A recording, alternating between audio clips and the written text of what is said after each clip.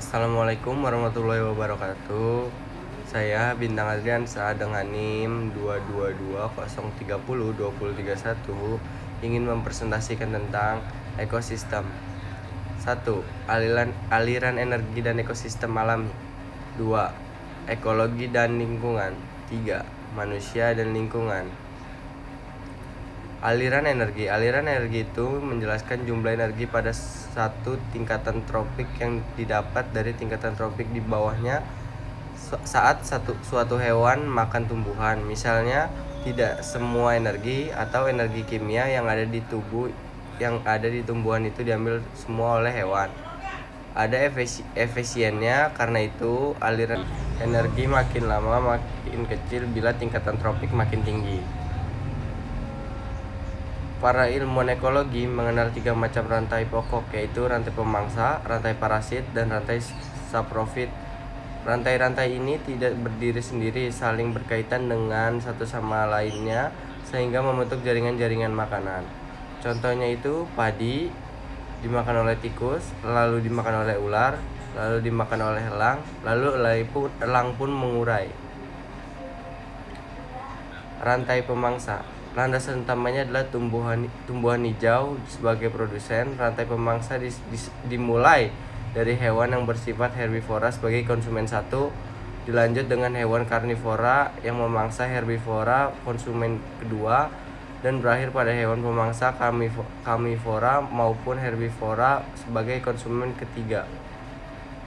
Rantai parasit. Rantai parasit dimulai dari organisme besar sehingga organisme yang hidup sebagai parasit. Contoh organisme parasit antara lain cacing, bakteri, dan benalu. Ekologi dan alami. Kata ekologi pertama kali diperkenalkan oleh Ernst Haeckel, seorang biologi Jerman pada tahun 1896. Beberapa pakar biologi pada abad ke-18 dan 19 juga telah mempelajari bidang-bidang kemudian termasuk dalam ruang ekologi. Ruang lingkup ekologi. Setiap ilmu memiliki batas-batas wilayah studi.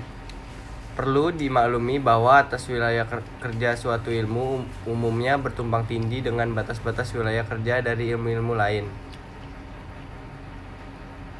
Sehubung dengan itu, maka sudah selayaknya kalau kita ingin mengetahui juga batas wilayah kerja dari ilmu ekologi.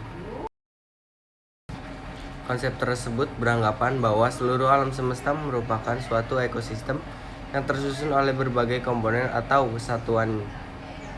Atas dasar pemikiran itu, Miller menyusun konsep model atas ekosistem alam, yaitu makmolekul, protoplasma, sel, lalu ke jaringan, lalu ke organ tubuh, lalu ke organ sistem, lalu ke organisme, lalu ke populasi, lalu ke komunitas, lalu ke ekosistem, lalu ke biosfer.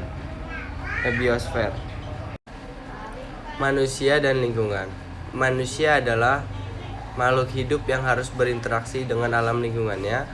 Pola hidup manusia sangat mempengaruhi lingkungan hidupnya karena manusia mengusahakan dan memanfaatkan sumber daya alam untuk keperluan hidup. Manusia bersama organisme lainnya di dalam lingkungan merupakan ekosistem. Pengaruh manusia terhadap lingkungan semakin lama semakin banyak dan beraneka ragam sehingga kemungkinan kerusakan lingkungan hidup pun semakin besar. Untuk itu, maka harus ada keseimbangan di dalamnya dan harus dipahami bahwa ekosistem terdapat komponen biotik atau produsen, konsumen, dan pengurai, dan komponen abiotik atau kondisi fisik dan kimia tempat hidup, habitat atau substrat. Ada beberapa organisasi dalam ekosistem, yaitu individu, populasi, dan komunitas. Individu itu ya orang menyendiri, kalau populasi dari kumpulan orang. Individu, komunitas itu dari kumpulan banyak orang. Ya, sekian dari saya Bintang Adriansa. Terima kasih.